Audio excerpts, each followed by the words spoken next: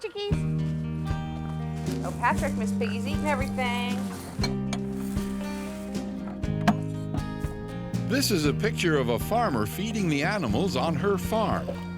An award-winning chef nourishing the supplies for her restaurant. The chef on the farm, the farmer in the kitchen, coming up.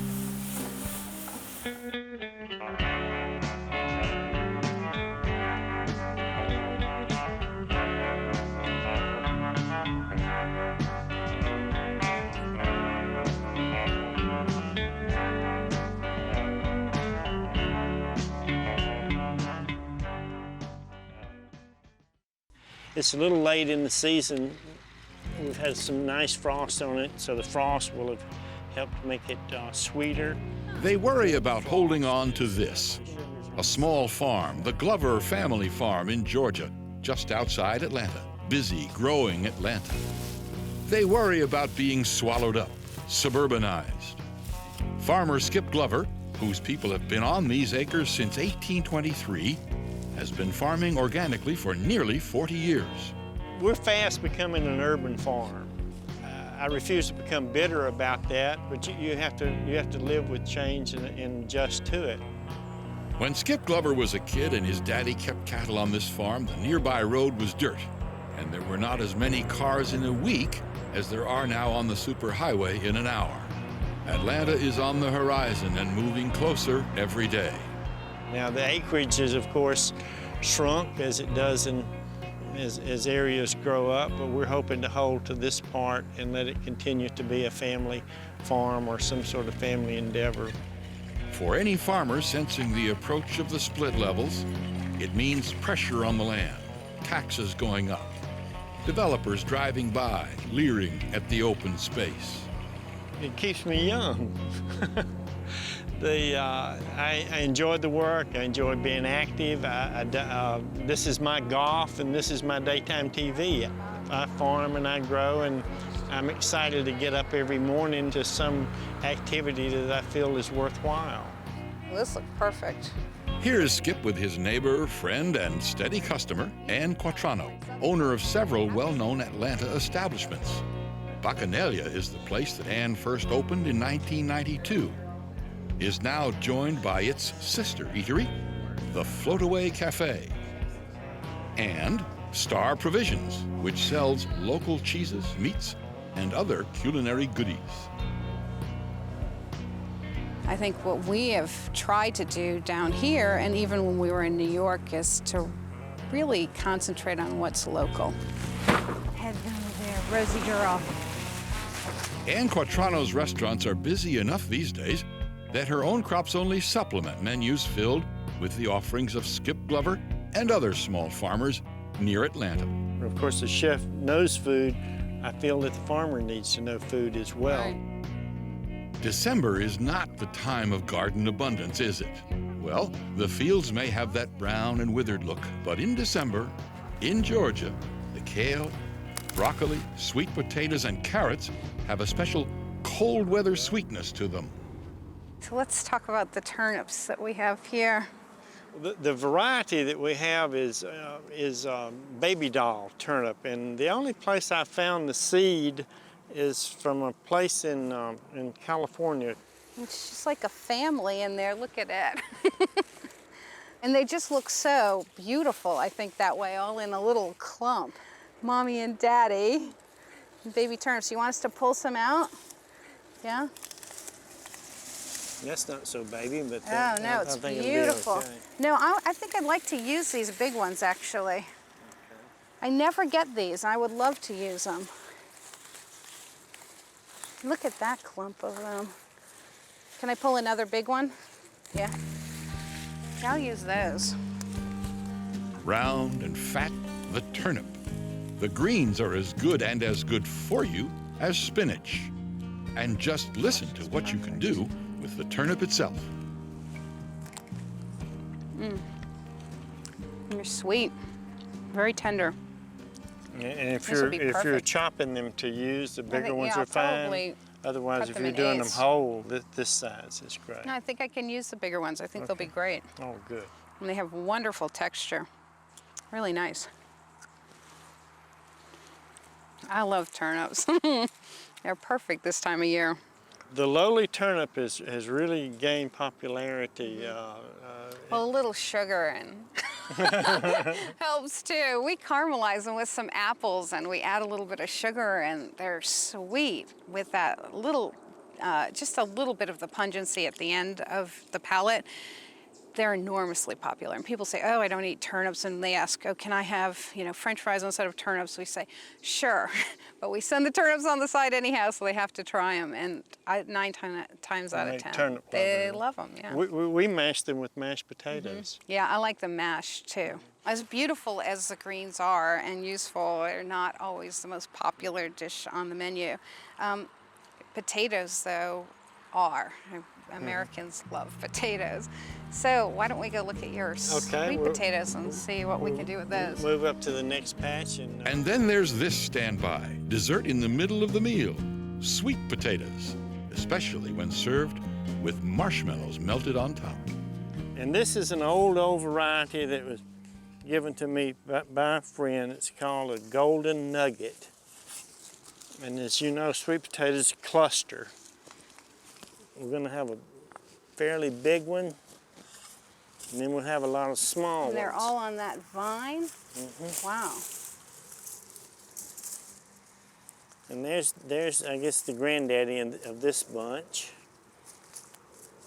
And then we go out from here, and the farmers at one point practically threw away what we term fingerlings, which really are smaller than this. We serve those with our roasted vegetables. We're getting a lot of those right now. And this is the old baker size that say my mom would have loved to have those. Yeah. And we go back through this by hand and glean out some. Didn't have the actual fingerling size that I like in that bunch. We'll look again. Here's the main stem where it was planted from the slip, was in here, and that's the way we find this. And you like to pull them up by hand? Well, I just start them that way. I like to dig them by hand because we sort of see our vegetables as handcrafted, and we do a lot of handwork and all the way through the process to assure the quality. This had some on the outside. Now that's getting more toward your fingerling size. I still like them a little bit smaller than that. It's a nice size. Oh yeah. So what's in your compost? It's a plant-based compost. So you just take what you have off of here.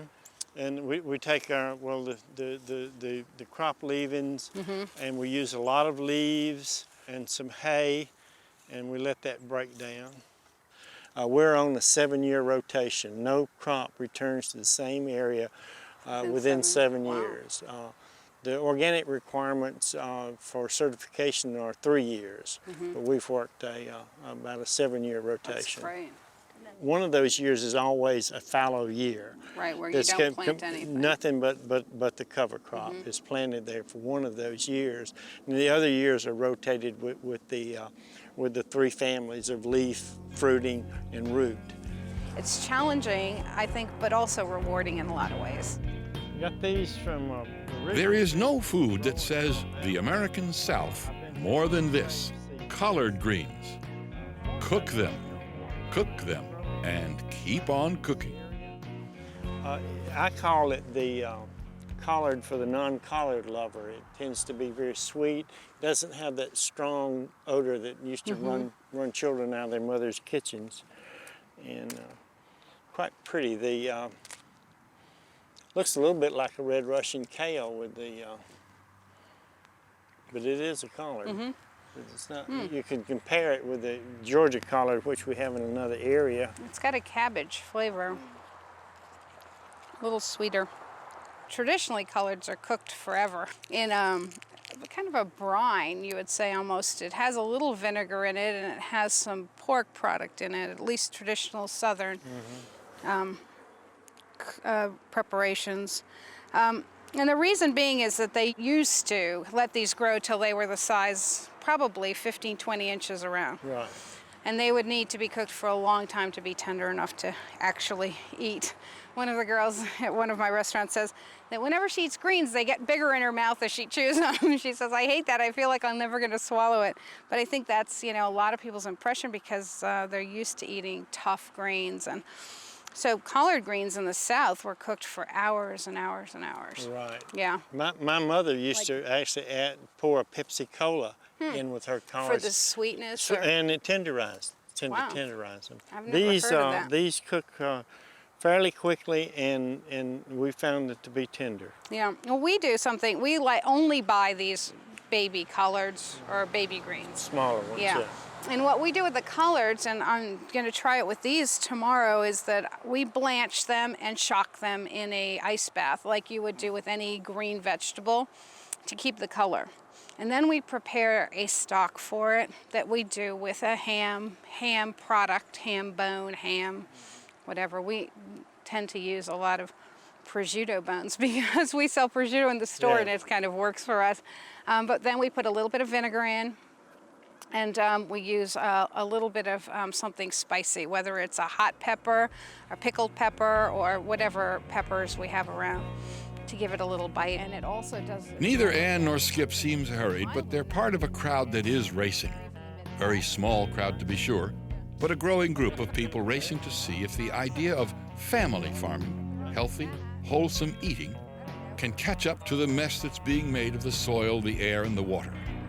The race to see if people will figure out which costs more overall. We feel that food is best prepared simply, and for simply prepared vegetables, you need the freshest, best quality available, and that seems to only be available locally. Produce doesn't travel well. First, I'm going to do a quick saute of some turnips with some apples that are from, the apples we didn't see yesterday, but they're from Georgia. They're from Elijah, and they're a Fuji variety. And then he has these beautiful, I think he called them Nelson turnips. All his turnips are all his produce seem to be named after who gave him the seeds, which I love. These were Nelson, I think. So they're a beautiful white turnip, and we usually like to use the smaller turnips, but we tasted these raw yesterday. They were sweet and tender, so we're going to cook them up and see how they do. I think they'll be great. Anything good raw is good cooked as well. So it's very simple. With all turnips, you have to peel off the outside. There is a protective. Besides the skin, you can almost see it goes to a little lighter white towards the outside, and it tends to be a little more acidic, and you like to get rid of that. And I'm just gonna, this is very rustic, so I'm just gonna cut these up and peel them, and I'm gonna cut them into probably eighths. I'm gonna saute them very quickly in some clarified butter with some apples alongside of them.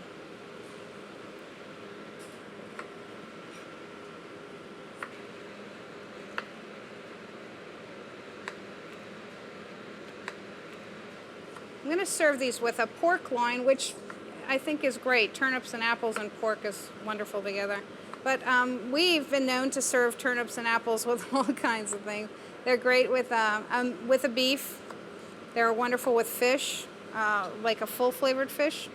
Salmon sometimes is good with it. It's really, I think the essence of fall is turnips and apples. You can't get any more fall than that.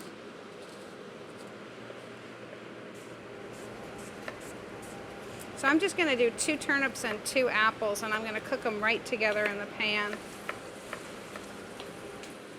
I have a little bit of clarified butter here. Clarified butter, we just remove the remove the milk solids from it. That way you don't get the little burnt pieces of butter in the bottom. I think because these turnips are so tender, they're going to cook almost as quickly as the apple, so I'm going to go ahead and throw them all in together. Fresh like this, you can't beat them. All right. I'm going to add a little bit of maple syrup. It's going to help caramelize them as well. Some salt.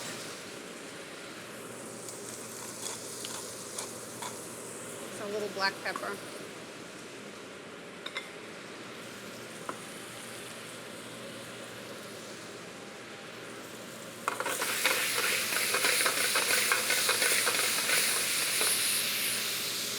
Smells good. I'm going to deglaze this with a tiny bit of chicken stock.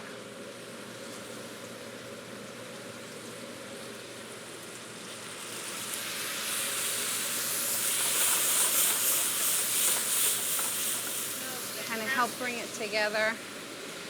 And then I'm going to add just a little bit of butter at the end.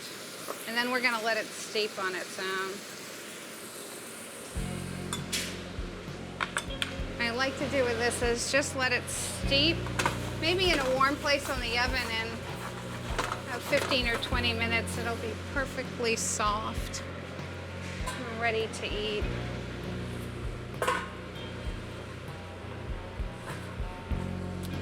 On to our next dish. We have our fresh collard greens. I guess we're calling these Alabama collard greens because they have a nice red stem to them. I would call them red stemmed collard greens.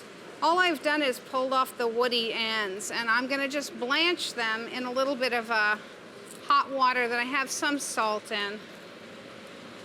Because they're baby and the texture's so fine, we don't really have to cook them for several hours like big mature collard greens. So what we're doing is we're going to blanch them so that we can keep this beautiful color. Just a few minutes in the hot water, and then they go right into a ice cold water to shock them. They're really pretty.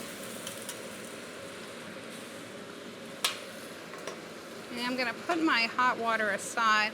I have a pork stock. It takes several hours, but what I have in here are the ends of prosciutto, and it's made a beautiful colored stock. I just mixed it with water. So I chopped up my prosciutto ends in thin pieces, and I sauteed them for a second in the pan. I'm going to add a little bit more. As they cook, they kind of fall apart, and you get little shards of ham in your collard greens, and that's kind of what you want. In the South, they use country ham. I use prosciutto. I put a little bit of red pepper flakes so it's a little spicy, and I'm going to add a little bit of sherry vinegar so that you have that kind of tang that you're looking for with a collard green. Add a little bit of salt, a little bit of the maple syrup.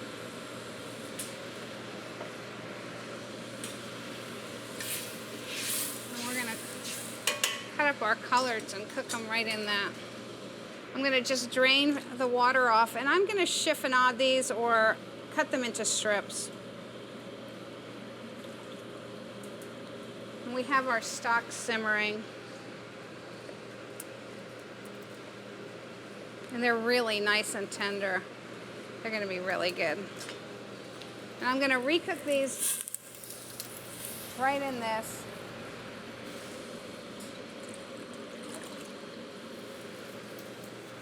For about 15 or 20 minutes so that it really absorbs the flavor of the stock. And with any luck, they'll stay nice and green. So we'll have a pretty dish. I'm going to let these cook for about 15 or 20 minutes. And we'll do our beautiful sweet potatoes. What did he say? They've been aging for 4 weeks or so. I cut them up into cubes. If you notice, they're a very different color than what I normally see. I think it's because they are so fresh.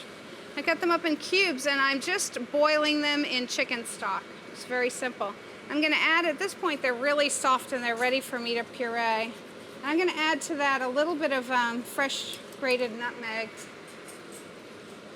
Also a little bit of salt. And then I'm going to just take this, like the most handy kitchen tool imaginable, is this wand. And I'm just going to puree them right in the pan.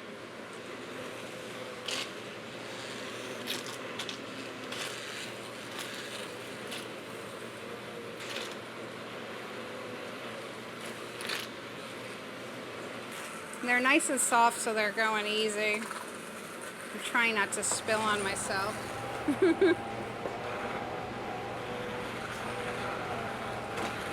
I'm gonna add a little more stock to this.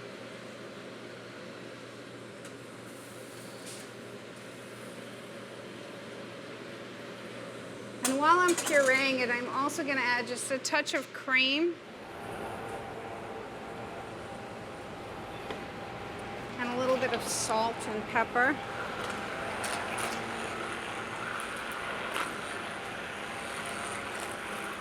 I like to add a touch of butter right at the end because it just makes it a little silky. It gives it a nice glow.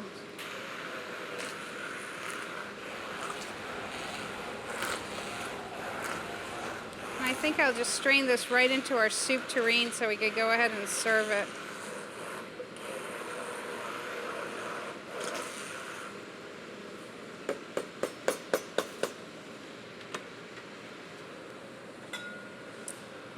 For the restaurant, we would strain this. I think I'm just gonna pour it. This is casual. It's country. We have our sweet potato soup. I'm gonna cover it and we'll have it for later. What better to serve with our fall vegetables than a piece of pork, especially in the South. We have a cured pork loin here that we've just oven roasted.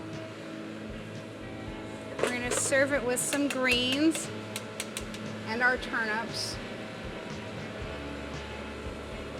And a little bit of the juices from both of them. I think the lynch point or the pin to our cooking is seasonal local produce.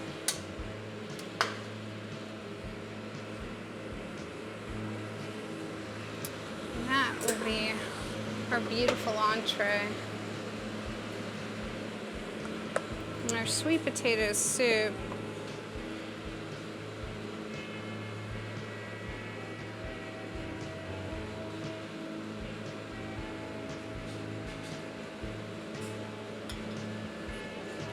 Pepper. A little bit of fresh chives and a little sea salt. You really have to trust the people who are preparing your food. And we're very, very particular about what we serve here. We really want to serve the very best, and it has to be the very freshest, or it won't be the best. Anne Quatrano needs farmers to supply her restaurant, her shop. Farmers nearby, not across the continent. When there are enough Anne Quatranos in every city, every town, there might well be economic pressure to preserve, sustain, and indeed create small family farms.